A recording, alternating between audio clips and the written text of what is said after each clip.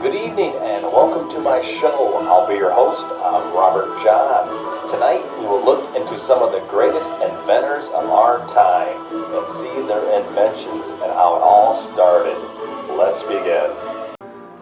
Robert Fulton was an American engineer and inventor who is widely credited with the invention of the steamboat. In 1807, his steamboat changed river traffic and trade on major American rivers. Imagine cruising along the banks, seeing pretty girls saying, "Hey girl."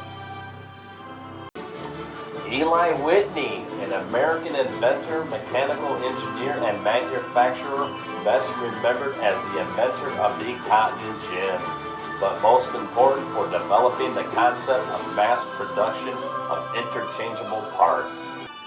If Mr. Whitney were alive here today, I would personally thank him for my cotton briefs. They are very comfortable and enjoyable, and they come in assorted colors.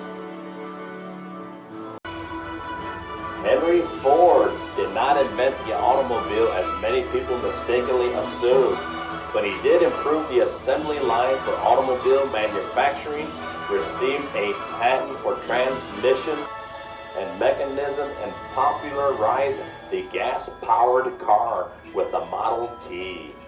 Mr. Ford were all on assembly lines today. Pendejo.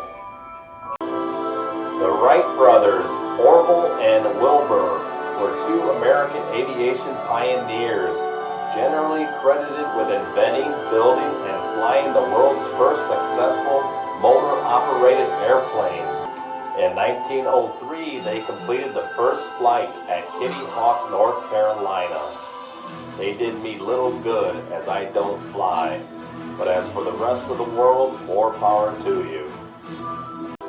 Thomas Alva Edison acquired a record number of over 1,000 patents and was the driving force behind such innovations as the phonograph, the light bulb, and motion picture cameras, known as America's greatest inventor.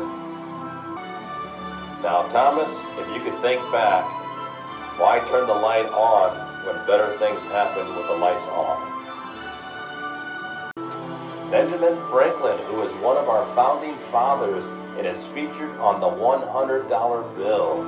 But did you know he conducted experiments with electricity and invented lightning rods?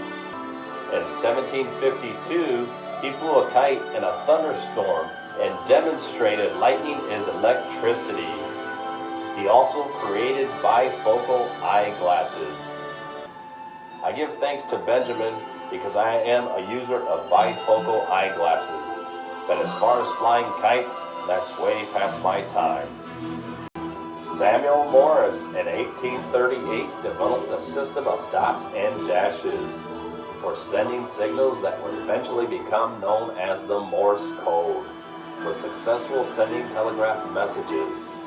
I guess it's better than tying a note to a bird's foot or even a message in a bottle. Alexander Graham Bell, best known for his invention of the telephone, revolutionized communications as we know it.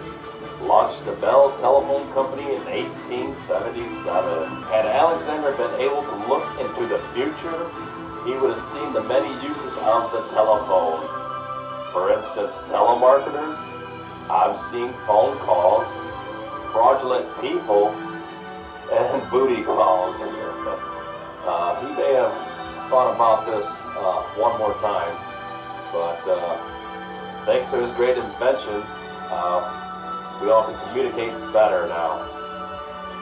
Charles Goodyear's discovery of the vulcanization of rubber, a process that allows rubber to withstand heat and cold, revolutionized the rubber industry in the mid-1800s. Automotive tires, pencil erasers, balls, gloves are all in commercial use because of Goodyear's discovery. Called the greatest industrial puzzle of the 19th century. In simplest terms, had it not been for this man's rubber, we'd all be in back of a horse buggy doing God knows what. Steve Jobs was just 21 when he co-founded Apple Computer. As CEO of Apple, he introduced many popular Apple products, such as the iMac, the iPod, the iPhone, and the iPad tablet computer, made critical contributions to the operating systems for devices, the design of user interfaces and touchscreen technology incorporated into them. Sadly, Steve passed away on October 5th, 2011, leaving behind a superior of technology used in today's world. I'll tell you what, I play with my iPhone a lot. It gives me a good on-hands workout, but I guess that's better than playing with something else. Dr. Emmett Brown, inventor of the flex capacitor, invented a time machine out of a DeLorean, was last seen in 1985. His whereabouts are unknown. Well, that wraps up my show for this evening. I hope you all enjoyed our Great Inventors. If you have any ideas, please submit them to the Great American Invention Society. Well, good night all. Bye-bye.